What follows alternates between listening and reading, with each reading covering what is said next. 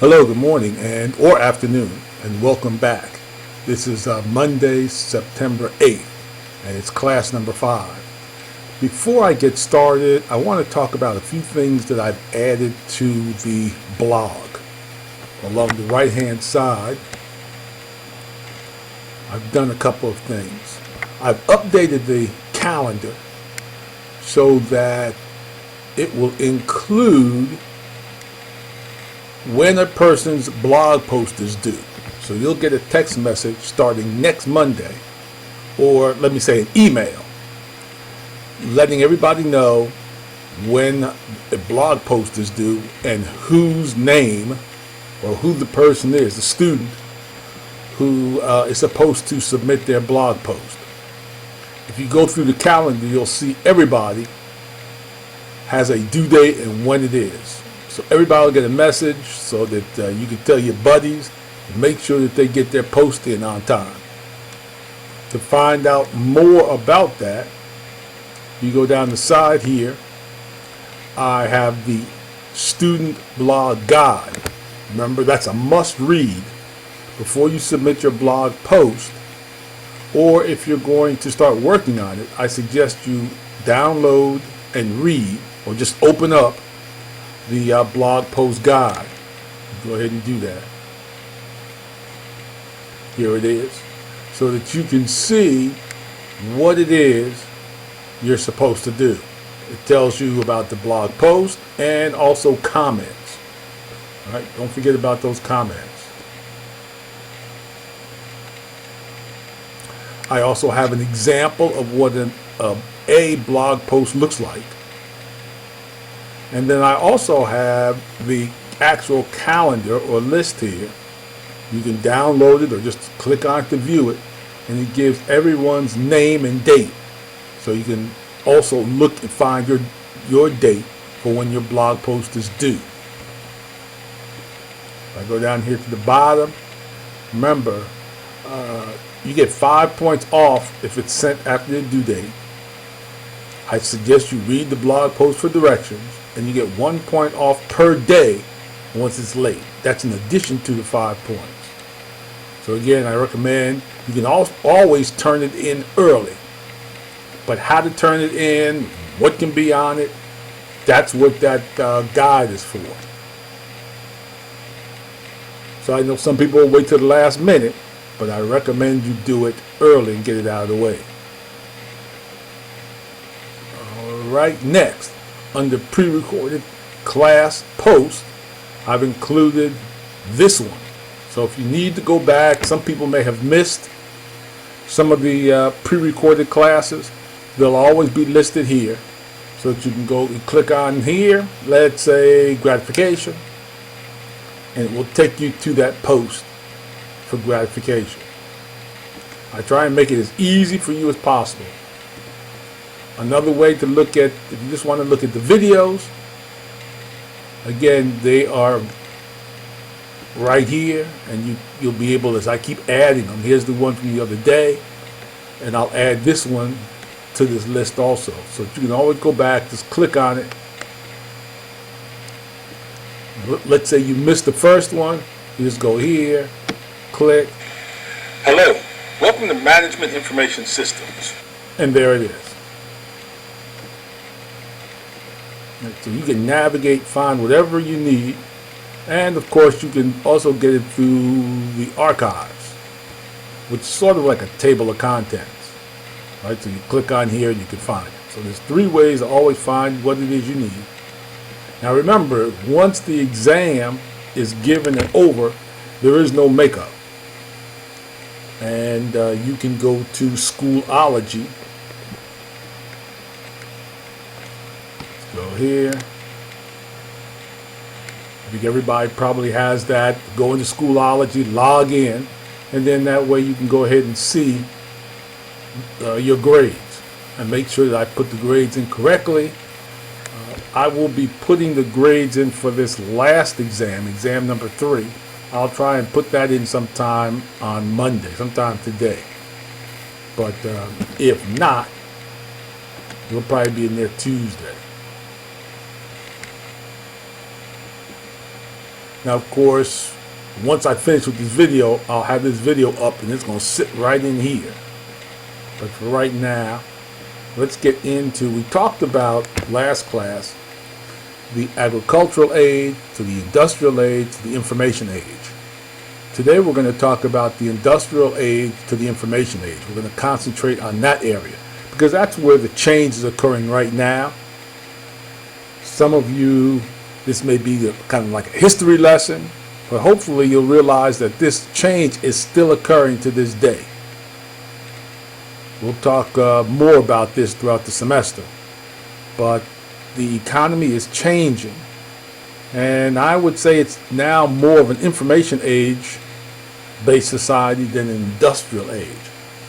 One reason you would know is I tell people go to shopping malls or retail centers and look at all the dead space, retail space that you're starting to see. And that's because more and more people are buying online, whether they're going to websites directly, whether they're going to Craigslist or eBay or other sites. They're buying whatever it is they need and they're having it shipped to them. And so many stores that used to be the ones you run to the store to get something, you now go online and order it and just wait a day or two. Now this change will accelerate even more once they have same-day delivery. When we talked about, we'll talk more next week about drones and same-day delivery. Also the driverless car or autonomous car. We'll talk about that next Monday. But as all that technology continues to grow and be placed into our society, it's going to replace what we used to know as the industrial age.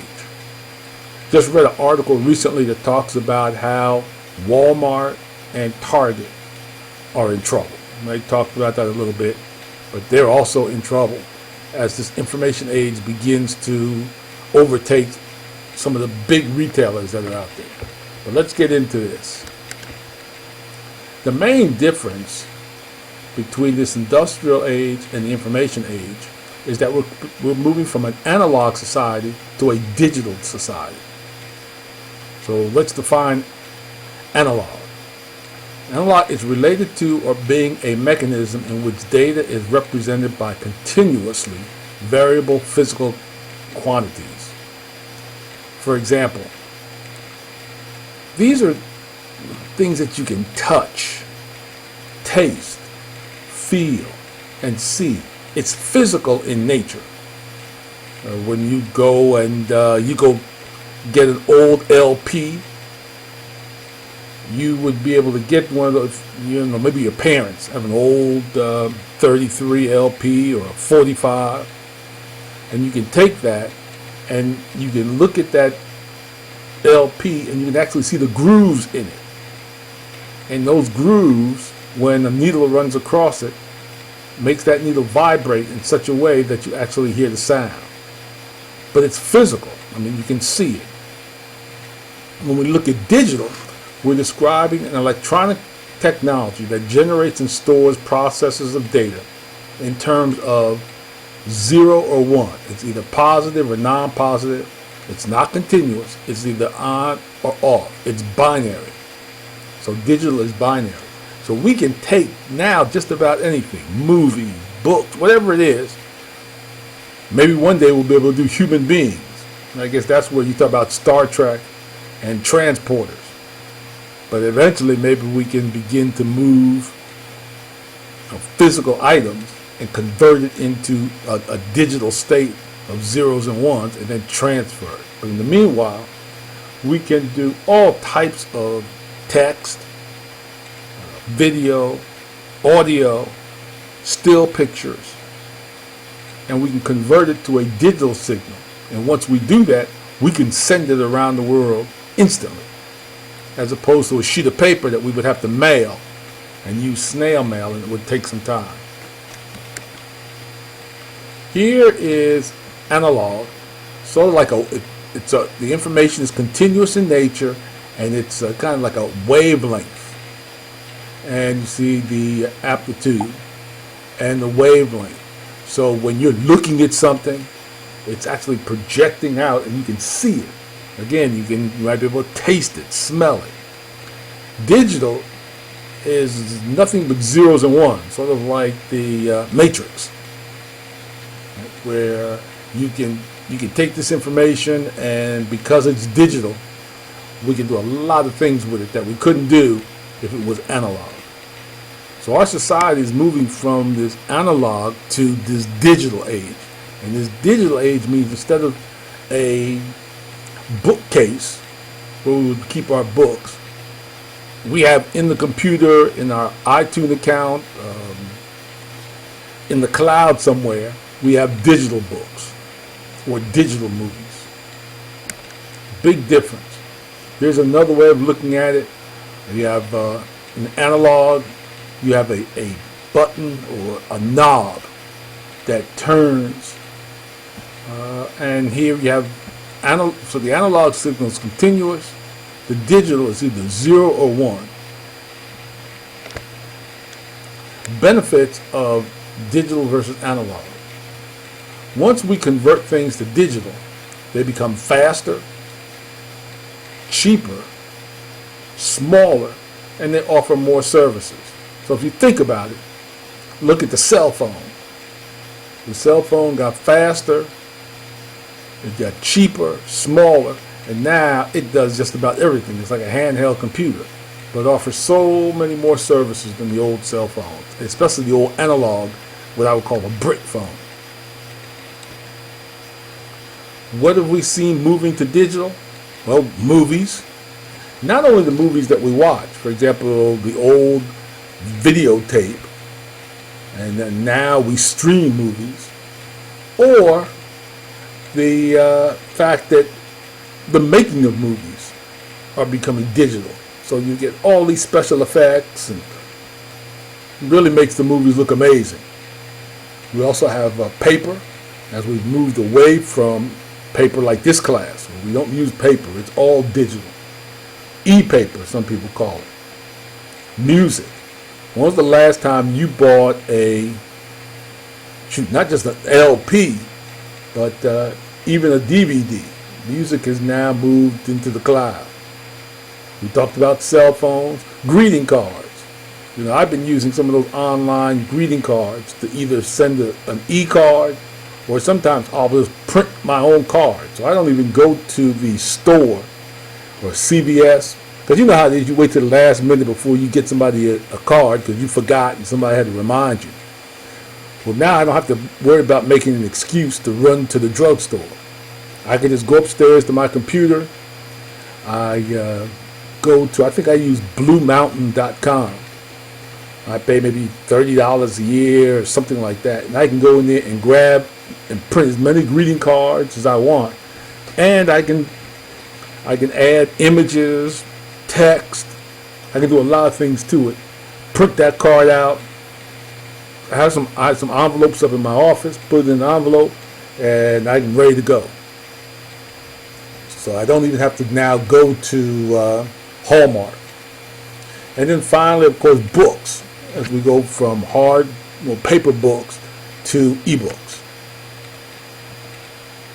Here's an example. I don't know if any of you have ever seen an 8 or 16 millimeter. Well, we went from 8 to 16 millimeter to VCRs, which were all analog. And then we moved to digital, where we went with DVDs. And now we have MP3 players. Well, not MP3, excuse me, MPEG. And so we have video. Now that video, of course, is streaming. So it's not on a DVD anymore, it's streaming. Here, I remember my father used to have one of these old reel-to-reels when I was growing up. And I remember probably at about 10 years old, maybe 11, getting a cassette. I didn't do 8-track because they were too big. I liked cassettes. So I had the cassette. And I remember the first one I got was the Fifth Dimension, Aquarius.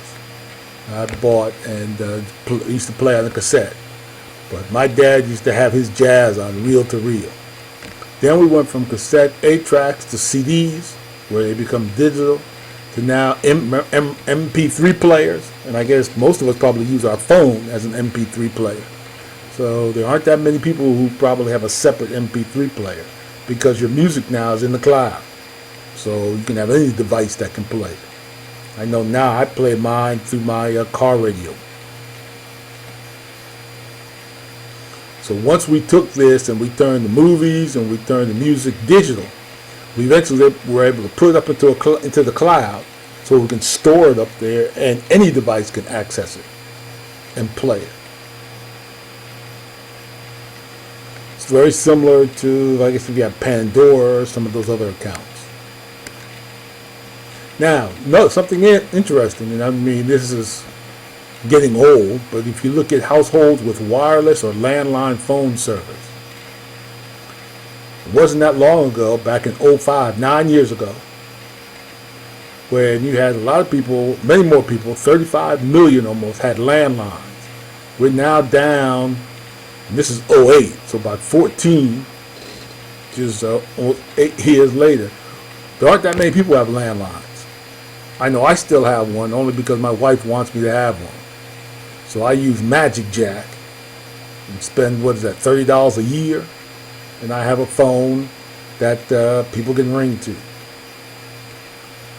However, wireless-only households, of course, have taken off. And I'm sure as a student, you probably don't even have a landline. It's probably your parents or grandparents that still have landlines. But I don't even answer my landline. If a person can't reach me by cell phone or email, then they weren't meant to find me. So you can call my home number if you want, and you can leave a message if you want, but I'll never retrieve that message.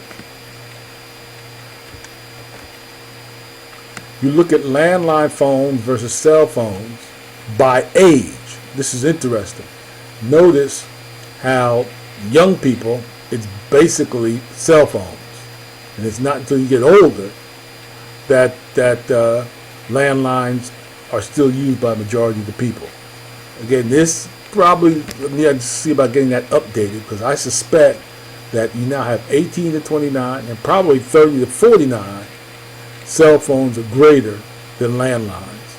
But when you get to 50 and greater, even these numbers may be a little tighter, may be closer, but you still have more older people in my generation that still have landlines, because that's what they grew up with. When we look at this move from the industrial age to the information age, you can see the impact that it's having.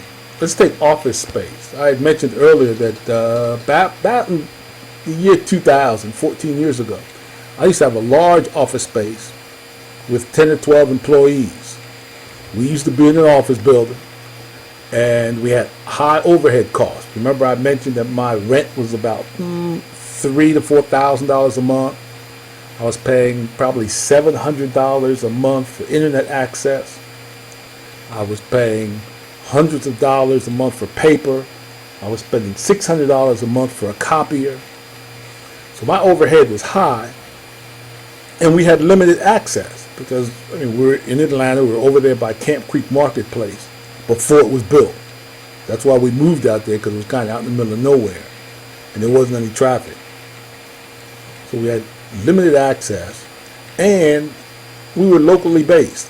For the most part, we did work that was local.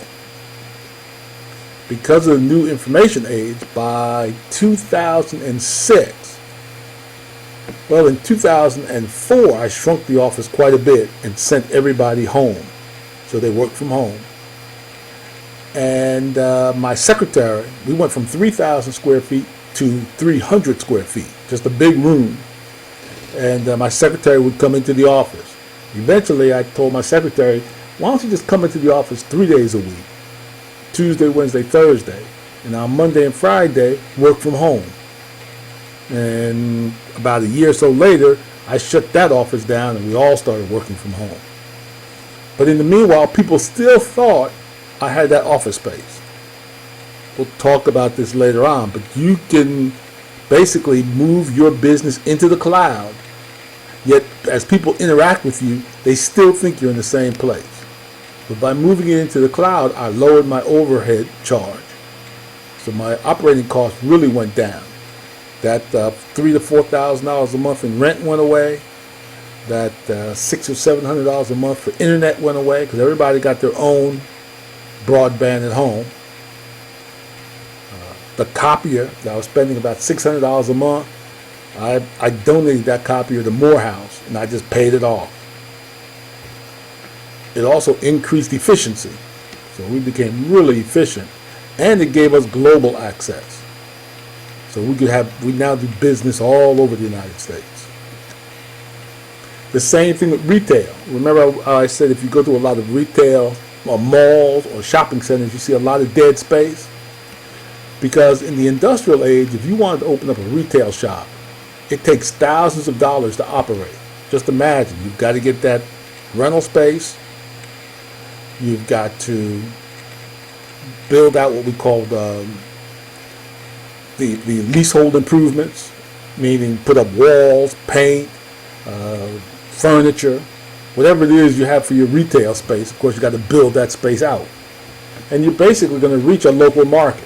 So if you had a shoe shop for guys, right, and you put up, you put down the nice flooring and you put your walls up and get some nice lighting and fixtures, and then you build your inventory up with shoes, you're going to have people that are local that are going to come to that shoe shop. Now we can put that retail in the cloud, and we could have an eBay store. And over the years, I've had many Morehouse students have eBay stores selling all types of stuff: sports gear, sneakers, all types of clothing, but they do it all based in the cloud. Because to set up that retail, it only takes hundreds of dollars to operate, not thousands. You can also have a global market reach instead of a local. And remember this, most English-speaking people live outside the United States, not inside the United States. So it's easy to reach them.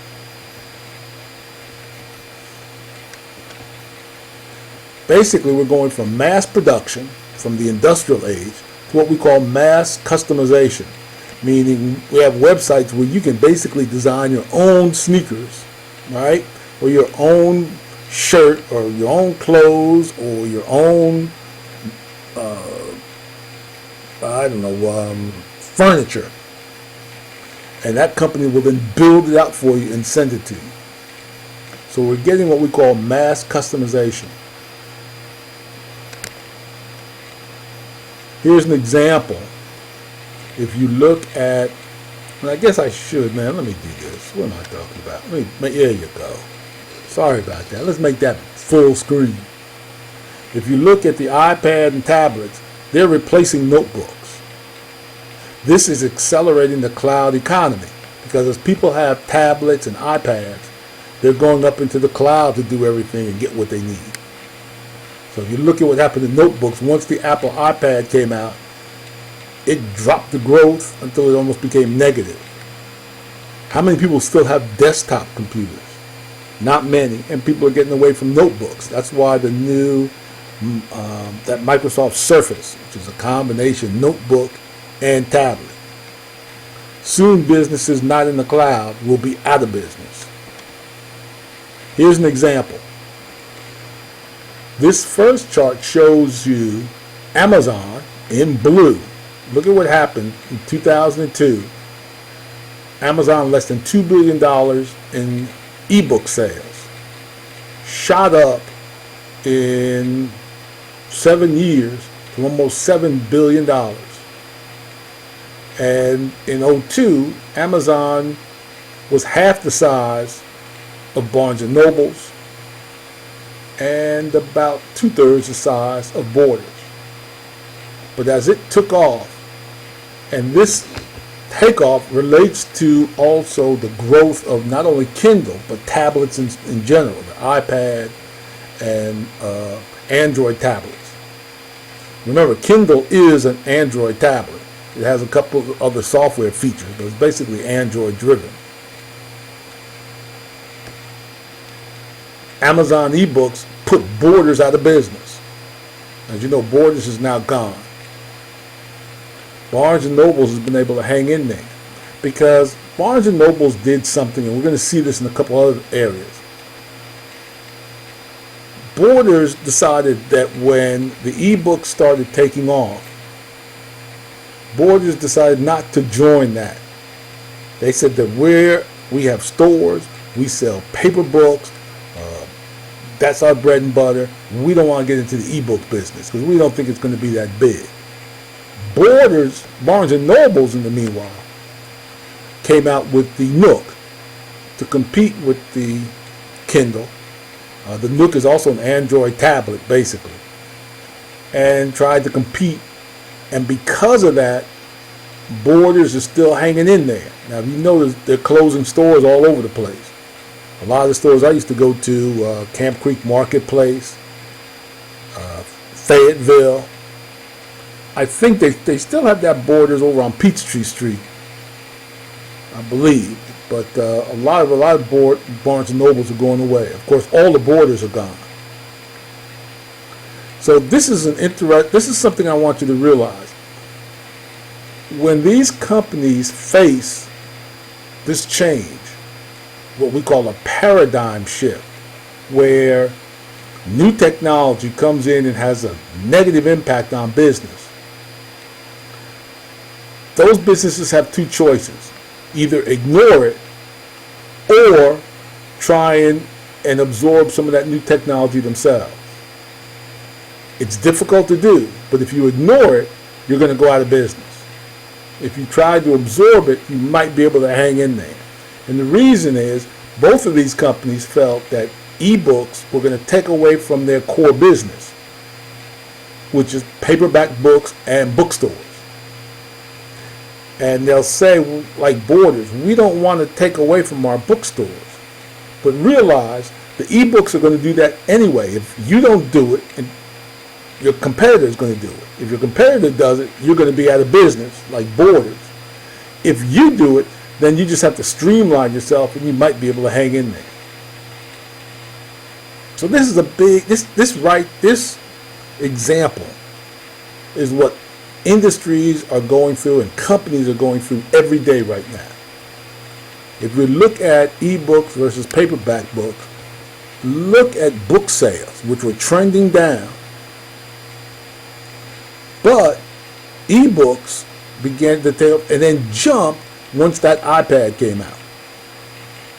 Because the iPad, the Kindle, and the Android tablets finally provided a device for people that was inexpensive to read those ebooks. Now, I was always a paperback guy, but eventually I've been buying my books through my Amazon account. Just download it because it's so easy. While I'm thinking of it, remember, you're supposed to have an Amazon account or a Kindle account because I'm going to need you to download some books later on. So Amazon pressured brick and mortar stores into bankruptcy for Borders or change for Barnes & Nobles.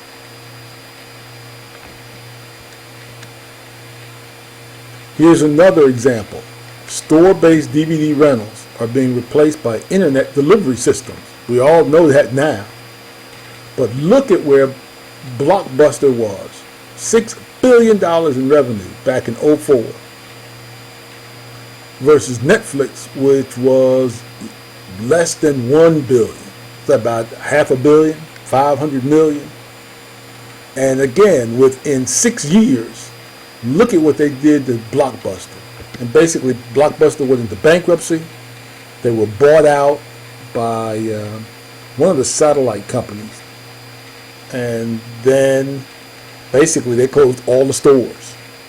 So Blockbuster is no more. I don't know if they're still streaming video, but Netflix has built their brand and they've taken over. So now Blockbuster, within 6 years, their sales went from $6 billion to zero, while Netflix came from a $500 million to 2.2 or 2.3 billion.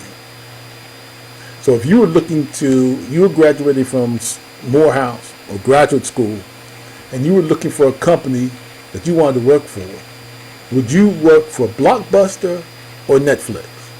I bet you back in 04, you would have say, I want to work for Blockbuster. I'll be a manager or a regional manager. The smart move was to understand the technology and say, I'll go work at Netflix, even if I have to start at the bottom. Isn't that Drake movie, started at the bottom to the top, whatever that is. So anyway, by going to Netflix, you'll still have a job. Now there's a video I would like for you to watch related to this. When you get a chance, watch this video. I'll just keep going here today, right now. Here's another thing. Here we're looking at Blockbuster versus Netflix versus Hulu. Oh, it's Dish. Dish is the one. They bought Blockbuster. Right? They bought Blockbuster out of bankruptcy in 11.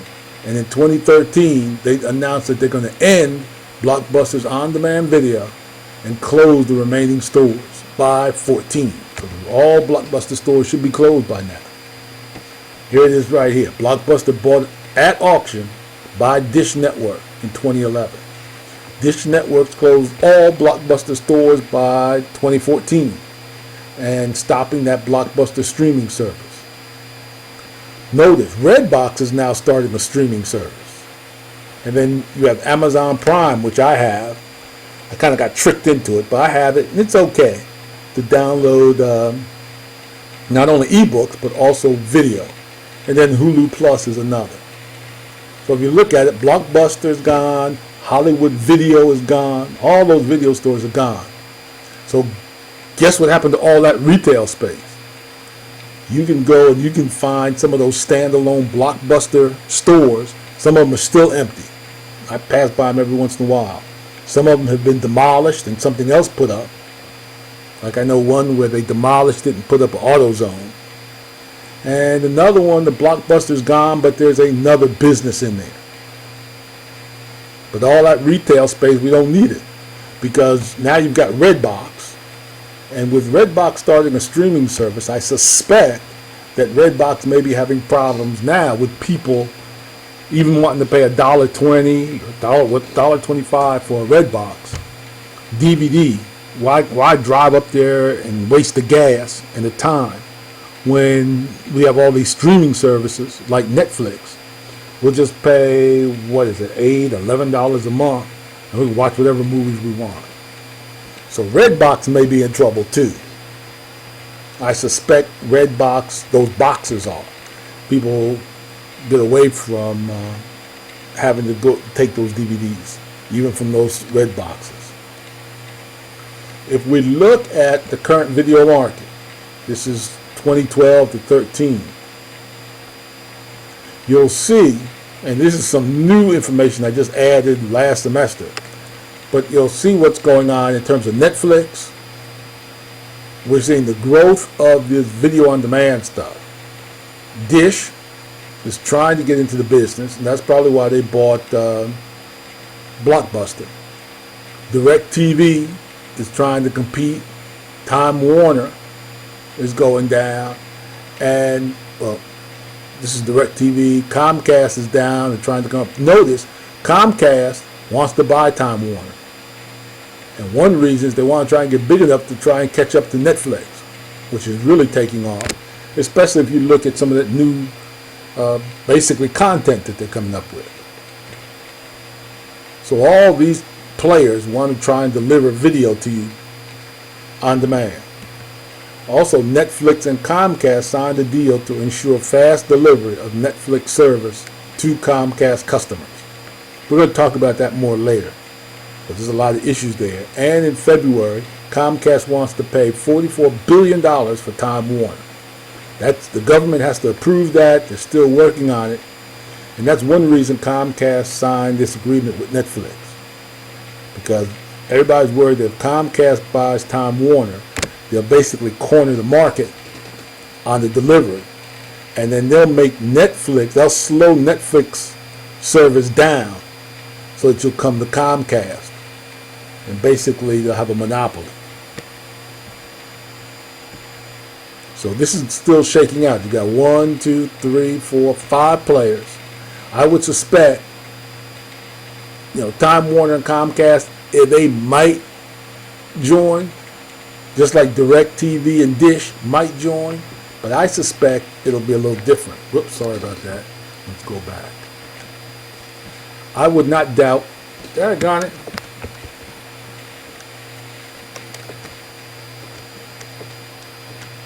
I would not doubt if Comcast and DirecTV and maybe Time Warner and Dish join. The government might let that happen. But I'm not sure they're going to let Comcast and Time Warner join and DirecTV and Dish join, because then you've got just really one delivery for cable and one delivery service for satellite. They like to have competitors. But you probably, out of these 4, end up with 2 to compete with Netflix. Now we go to the next one.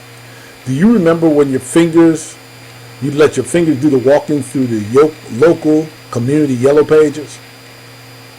Now, everybody just says Google it. But if you remember, and again, I don't know, you're kind of young, but this red line represents the yellow pages. And when was the last time you used the yellow pages to look at something? The last time I used the yellow pages, I got them and kind of threw them away, I think. I don't know what I did with that paper. It may be in the closet. I may throw it. I don't know. It's almost like I don't even remember how the yellow pages and white pages used to look. Because in '05, Google started with Google's older than that, but people really started using Google, and Google began to really concentrate on local searches. Because when you used to use Google earlier, it would find information all over the place. But now it kind of knows where you are and finds whatever's local. When people started using it by '07, Google passed Yellow Pages. And now everybody, when you say you look for something, everybody just says Google it. Again, very similar to what happened with the books and what happened with movies. Once it starts, it doesn't take that long before the old industrial age stuff dies off and it's replaced by the information age delivery system. If you look at the yellow pages, just imagine all the printing companies that went out of business. All the people that used to deliver the yellow pages. All those advertisements that businesses used to put in the yellow pages. Now I know in my business, 99.9% of my business comes from Google. Where somebody Googles real estate appraising, and they find me and they call me.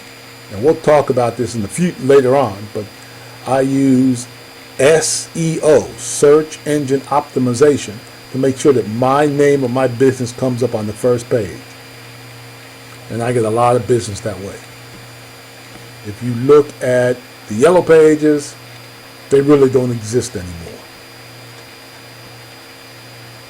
Here's something interesting. The average number of searches per day on Google, going back, notice the growth of just searches below 1 billion searches a day. Within 10 years, because if this is a billion, let's say that's a half a billion, this might be a quarter of a billion. We went from a quarter of a billion in '04 to 9 years later, we're over 5 billion searches a day, which would be a 20 times or a multiple of 20. So in less than 10 years, you have the multiple of 20. Imagine if you could put a dollar in the bank and 10 years later, you've got $20. Or you put $1 million in the bank and 10 years later, you have $20 million. That's an unbelievable growth. And for you finance people, you can look and see what is the internal rate of return on that. And here's why. If you look at Google, here it is. It's over 60% of the market, moving in on 70%. while Yahoo, Bing, and AOL are also RAMs. Google has controls the market. It becomes a verb. So now everybody just says Google it. Here's a video. It's a pretty interesting video that I'd like for you to watch. You just want to pause and click on the video, or later on watch this video comparing Google versus Yahoo. I like it. It's pretty neat. You might consider it lame, but I don't know. But wait, analog is not dead yet. I have a video I want you to look at that talks about music and how some people are reviving the LP. They like those LPs, and in some cases the LPs are taking off again. Also watch video number 2 about books and the revival of books. Certain bookstores are still able to hang in there, and I'd like you to know why.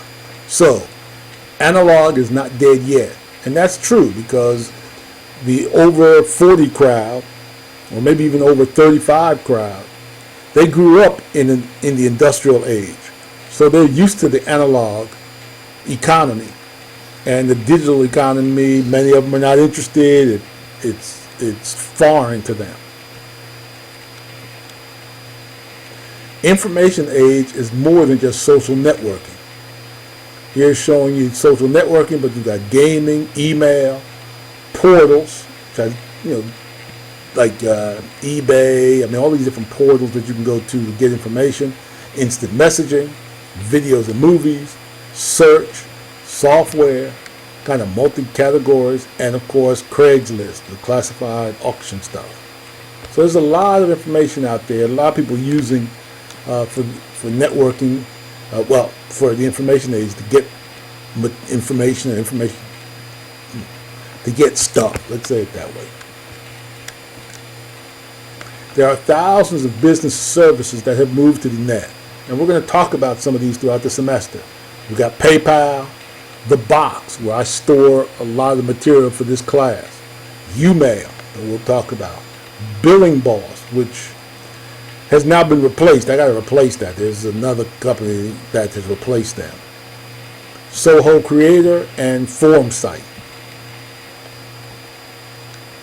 The industrial age businesses operated from a fixed location, but the information age businesses are mobile. They're in the cloud. They're cheaper. They offer a lot more services, and it allows you to basically live anywhere, as opposed to when we were in the industrial age. So let me just say in closing, because I don't want to run this thing long.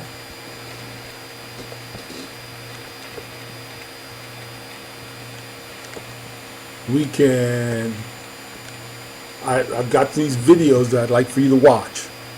The exam will be set up or activated tomorrow. Not tomorrow. Yeah, today's Monday, so it'll be activated Tuesday, and it'll be good all the way until Sunday. I'm not going to cut it off in case some people like to take their exams on the weekends. So you'll have time to get it done. I'll have that exam up there. But you'll see where it says watch videos. There's probably about 4 or 5 of these. I want you to watch them. There will be articles about them. And not articles, but I may have some questions related to some of those videos. So you can watch those videos now, I recommend.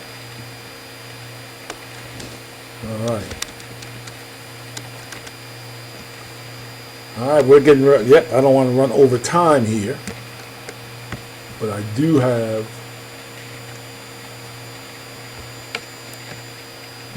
let me go back to the beginning.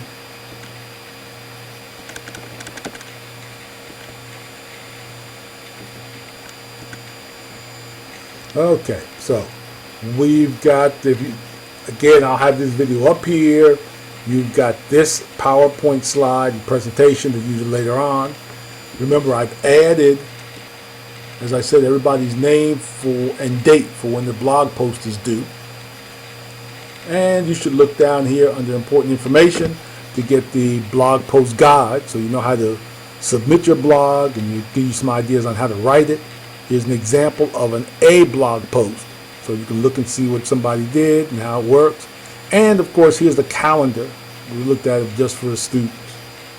All right. If you need to go back and look at any of the other pre-recorded classes, especially the first one that talks about the syllabus, then you want to go ahead and get that done. All right, I'd like to thank everybody for watching today, and don't forget to take the exam. Wednesday, I will be in class. We'll have our second traditional class, and it will be about risk. I think you'll find this to be a very interesting class. Most of the ones that are traditional are going to be pretty interesting. I've tried, has some really neat stuff. All right. If you have any questions, you of course can email me. But if not, you have a good day or evening, and I will see you on Wednesday.